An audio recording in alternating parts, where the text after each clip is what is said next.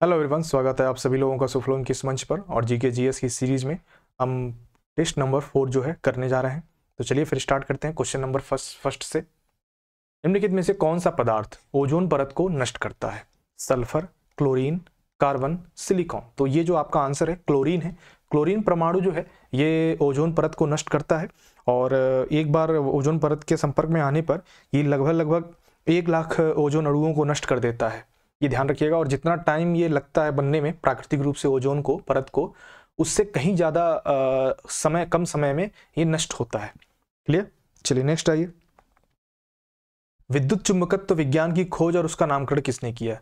विद्युत चुंबकत्व विज्ञान की खोज और उसका नामकरण किसने किया है? फैराडे ने, क्लार्क ने, या ओस्टर्ड ने, या आंद्रे मैरी एम्पियर ने? तो ये किया है आंद्रे मैरी एम्पियर ने। विद्युत चुंबकत्व विज्ञान की खोज इन्होंने ही की और ये फ्रांसीसी भौतिक विज्ञानी और गणितज्ञ हैं। चलिए नेक्स्ट आइए। और इन्होंने और भी कई सारे आविष्कार किए थे, जैसे आपका सोलेनाइड हो गया, इलेक्ट्रिकल टेलीग्राफ हो गया। इन सब का आविष्कार भी आंद्रे मैरी एम्पियर ने ही किया था। पहला मुस्लिम शासक कौन था जिसका साम्राज्य भारत के सुदूर दक्षिण सहित लगभग संपूर्ण भारत में फैला हुआ था? कौन सा ऐसा मुस्लिम शासक है पहला? अलाउद्दीन खिलजी, जलालुद्दीन खिलजी, गियासुद्दीन बलबन, या फिरोज शाह तुगलक? बिल्कुल राइट आंसर है आपका अलाउद्दीन खिलजी। ये दिल्ली सल्तनत में ये खिलजी वंश के दूसरे सबसे शक्तिशाली शासक रहे थे और उन्होंने कई सारी लड़ाइयां भी लड़ी, जैसे गुजरात हो गया, रणथंभौर, चित्तौड़, मालवा, दक्कन पर इन्होंने विजय भी प्राप्त की थी। ये चीज आपको ध्यान रखना है। नेक्स्ट आइए। बांदीपुर राष्ट्रीय उद्यान कहाँ स्थित है? कर्नाटक में, गुजरात में, केरल में, या सिक्किम में? बिल्कुल सही, बांदीपुर राष्ट्रीय उद्यान जो है आपका, ये आपका कर्नाटक में स्थित है। कहाँ है? कर्नाटक में। कौन सा जिला है? तो चामराजनगर है, ध्यान रखिएगा, चामराजनगर जिला है, वहीं पर ये अवस्थित है। ठीक है, चलिए नेक्स्ट आइए। लोकप्रिय बाघ गुफा चित्रकारी किस राज्य में पाई जाती है? लोकप्रिय बाघ गुफा चित्रकारी किस राज्य में पाई जाती है? मध्य प्रदेश में, सिक्किम में, हिमाचल प्रदेश में, या उड़ीसा में? ये ध्यान रखिएगा।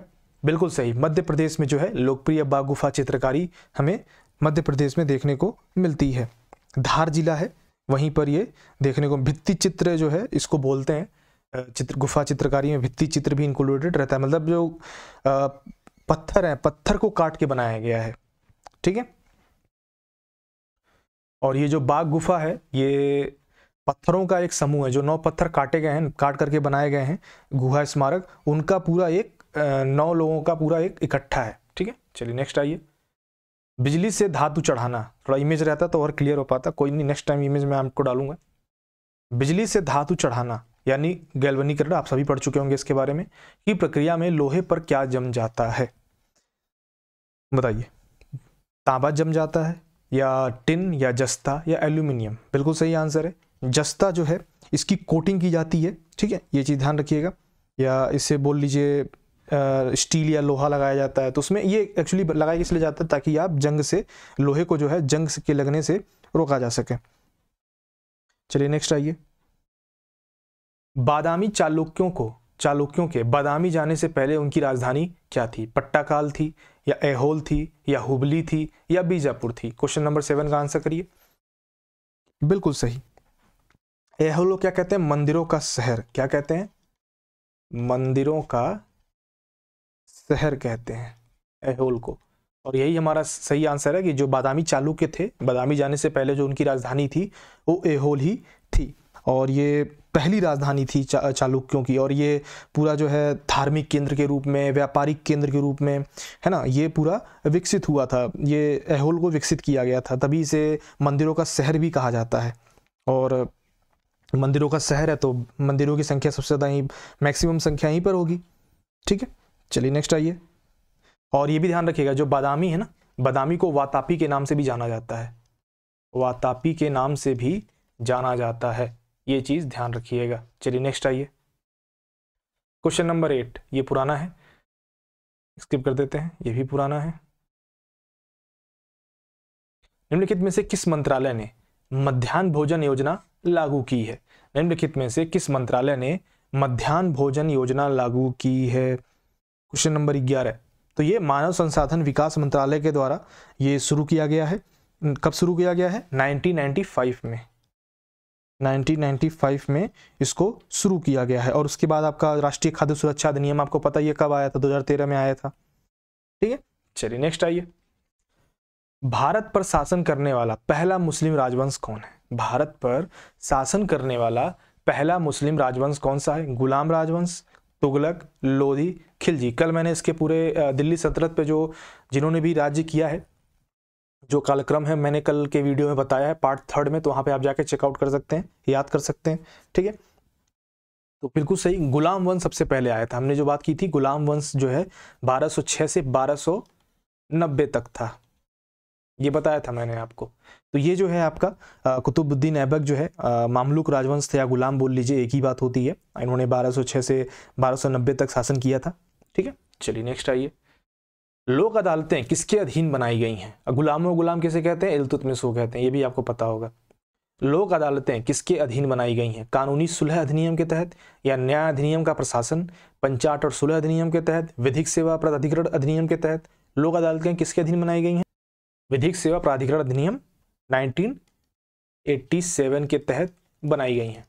क्लियर है, चलिए नेक्स्ट आइए। भारत का सबसे लंबा राष्ट्रीय राजमार्ग कौन सा है? भारत का सबसे लंबा राष्ट्रीय राजमार्ग कौन सा है? 14 का आंसर करिए।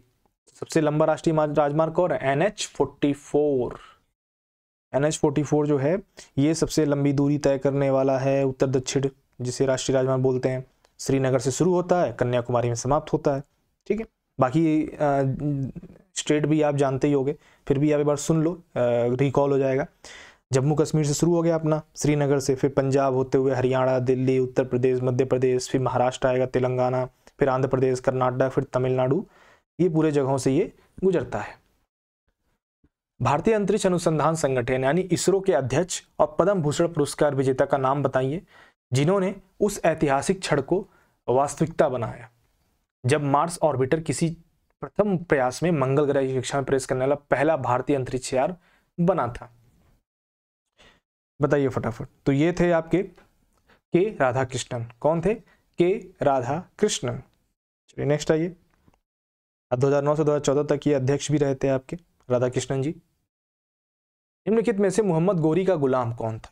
वह अपने स्वामी की मृत्यु के बाद शासक बना, उसने गुलाम वंश की स्थापना की। बिल्कुल सही सोच रहे हैं आप, कुतुबुद्दीन ऐबक जो 1206 से 1290 ईस्वी के बीच में गुलाम वंश की इन्होंने स्थापना की और शुरुआत की। उसके बाद आपके इल्तुतमिश आए थे। ठीक, चलिए नेक्स्ट आइए। सिक्किम को तिब्बत से जोड़ने वाले उस दर्रे का क्या नाम है जिसे 1962 में भारत पर चीन आक्रमण के बाद बंद कर दिया गया था, लेकिन 2006 में उसे फिर से खोल दिया गया क्योंकि दोनों देशों की सरकारों ने भूमि मार्गों के माध्यम से अपने व्यापार को बढ़ाने का निर्णय लिया था। 1962 में बंद कर दिया, 2006 में फिर स्टार्ट कर दिया। तो वो कौन सा दर्रा है बताइए फटाफट। तो वो है आपका नाथुला दर्रा। कौन है? नाथुला दर्रा है, जो सिक्किम जिले के हिमालय के एक पहाड़ी दर्रा है। ठीक है, ये चीज ध्यान रखिएगा। चलिए नेक्स्ट आइए।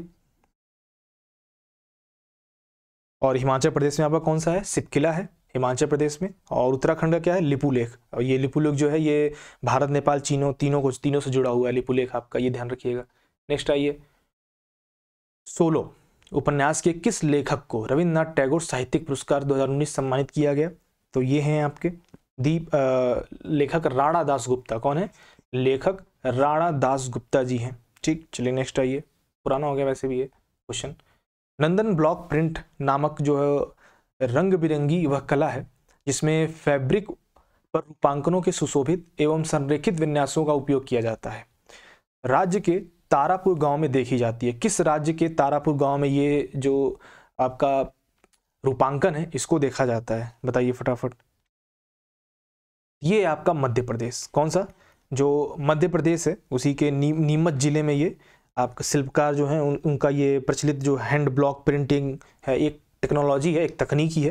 ठीक है, चलिए नेक्स्ट आइए। इसका काम क्या होता है? इसमें काम वही होता है जैसे कि रंग बिरंगी, मतलब जो आपका एक कपड़ा है उस कपड़े में जितना आप उसको आकर्षक बना सकते हैं, जितना एडवांस बना सकते हैं। एडवांस करने का मतलब है कि उसको कुछ ना कुछ नया डिजाइन, नया तरीका, इस तरह से चीज़ें करने के लिए शिल्पकार जो है ये मध्य प्रदेश के तारापुर गाँव में ये के भूभाग में मुक्त रूप से आवागमन करने का अधिकार भारतीय संविधान के किस अनुच्छेद के अंतर्गत मौलिक अधिकार है? संपूर्ण भारत के भूभाग में मुक्त रूप से आवागमन करने का अधिकार भारतीय संविधान के किस अनुच्छेद के अंतर्गत मौलिक अधिकार है? हम कहीं भी भारत में किसी भी जगह मुक्त रूप से हम आवागमन कर सकते हैं। ये किस आर्टिकल के अंतर्गत आता है? मौलिक अधिकार तो है ही आपको, है ना। बुनियादी स्वतंत्रता का प्रतीक कौन है? आर्टिकल 19 है। आर्टिकल 19(1) क्या कहता है? भाषण और अभिव्यक्ति की स्वतंत्रता के लिए, ठीक है। बिना हथियार एक स्थान पर इकट्ठा करने का, अपना एक संघ या संगठन बनाने का अधिकार 19(1) के तहत, पूरे भारत में स्वतंत्र रूप से कहीं भी घूमने विचरण करने का अधिकार, ठीक है, ये सब इसके अंतर्गत आता है। और भारत के क्षेत्र के किसी भी हिस्से में आप निवास भी कर सकते हैं। ओके, बाकी तो संपत्ति का अधिकरण जो है वो तो निपटाई दिया था 24 संविधान संशोधन हमने पढ़ा था, 300 के में चला गया था, कानूनी विधायी अधिकार बना दिया गया था उसको। और बाकी तो एक और बच गया आपका कोई, हाँ, पेशा अपनाने का या किसी व्यवसाय व्यापार इन सबको करने का आपको खुली छूट है, अधिकार है, ठीक है, ये ध्यान रखिए। बाकी 14, 21 और 24 ये आपको कमेंट बॉक्स में बताना है कि ये किस चीज़ के लिए आता है पूरा। अगर आप चाहते हैं तो मौलिक अधिकार जो भी आपके हैं, मौलिक अधिकार आर्टिकल के साथ साथ ये कब से कब तक है ये भी लिखना है, और कौन कौन से आर्टिकल किस किस को डिनोट करते हैं ये भी आपको कमेंट बॉक्स में लिखना है। नेक्स्ट आइए, निम्नलिखित में से कौन सी धातु सबसे अधिक मुलायम धातु है? निम्नलिखित में से कौन सी धातु सबसे अधिक मुलायम धातु है? मुलायम यानी बताइए। तो ये है आपका सोना। क्या है? गोल्ड। सोना जो है सबसे अधिक मुलायम है, यानी तन्य है, यानी कि आप इसे कितना भी खींच सकते हैं, ठीक है, ये चीज ध्यान रखना है। चलिए नेक्स्ट आइए, संतुलित रूप से प्रबंधित वन किस प्रकार अनेक योगदान दे सकते हैं?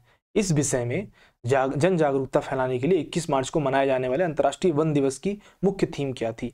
अभी 21 मार्च आने वाला है, तो उसका थीम क्या रखा जाएगा इसको आप पढ़ लीजिएगा। बाकी 21 मार्च को क्या मनाया जाता है? अंतर्राष्ट्रीय वन दिवस, ये भी आप याद कर लीजिएगा, ये पूछने की संभावना है, ठीक है। बाकी जो था वो तो है ही, वन और शिक्षा, ये तो इसका थीम है ही, ठीक है। चलिए नेक्स्ट आइए, क्वेश्चन नंबर सेकंड लास्ट 24, निम्नलिखित में से कौन सी धातु सबसे अधिक प्रतिक्रियाशील है? सबसे अधिक प्रतिक्रियाशील धातु कौन सी है? देखिए, प्रतिक्रियाशील का जो एक बढ़ता क्रम है वो मैं आपको बता देना चाहूंगा। सोना, चांदी, तांबा, लोहा, फिर जिंक आता है, उसके बाद एल्यूमिनियम,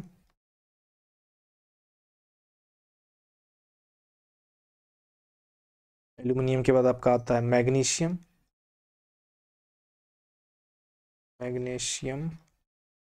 उसके बाद आता है कैल्शियम,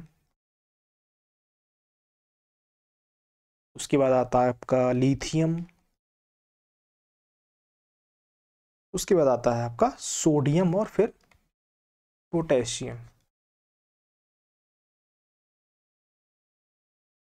ठीक है। ये सब ध्यान रखिएगा, राइटिंग थोड़ी खराब है मैं समझ रहा हूँ, लेकिन नहीं था। तो यहाँ से हमें क्या पता चला गया हमारा आंसर देखो, तांबा कहाँ है? ऊपर है। लोहा उसके नीचे है, जस्ता कहीं दिख नहीं रहा है, ठीक है। कैल्शियम ये रहा। तो यहाँ पे जो बिल्कुल सही आंसर है कैल्शियम सबसे अधिक प्रतिक्रियाशील है, ये चीज ध्यान रखिएगा। ये प्रतिक्रियाशील बढ़ता हुआ क्रम है ना, तो कैल्शियम सबसे ऊपर हुआ, उसके बाद ये सब आ रहा है, जिंक, जस्ता, आपका लोहा, तांबा, है ना। तो यहाँ पर this is the our right answer. Potassium होता तो पोटेशियम आंसर हो जाता। मदर टेरेसा के बाद किस भारतीय ने नोबेल शांति पुरस्कार प्राप्त किया है? बताइए। नीचे ऑप्शन 4 आपको नहीं दिख रहा होगा, वो कैलाश सत्यार्थी लिखा हुआ है। बिल्कुल सही, वही आंसर भी है। कैलाश सत्यार्थी ने जो है बचपन बचाओ आंदोलन के संस्थापक हैं ये, और इन्हीं को जो है नोबेल शांति पुरस्कार से सम्मानित किया गया था 2014 में। मलाला यूसुफजई के साथ इनको, जो आप पाकिस्तान की जो है बच्चों की शिक्षा के लिए जो संघर्ष की थी मलाला यूसुफजई, उनके साथ मिलकर के, उनके साथ जो संयुक्त रूप से इनको नोबेल पुरस्कार दिया गया है।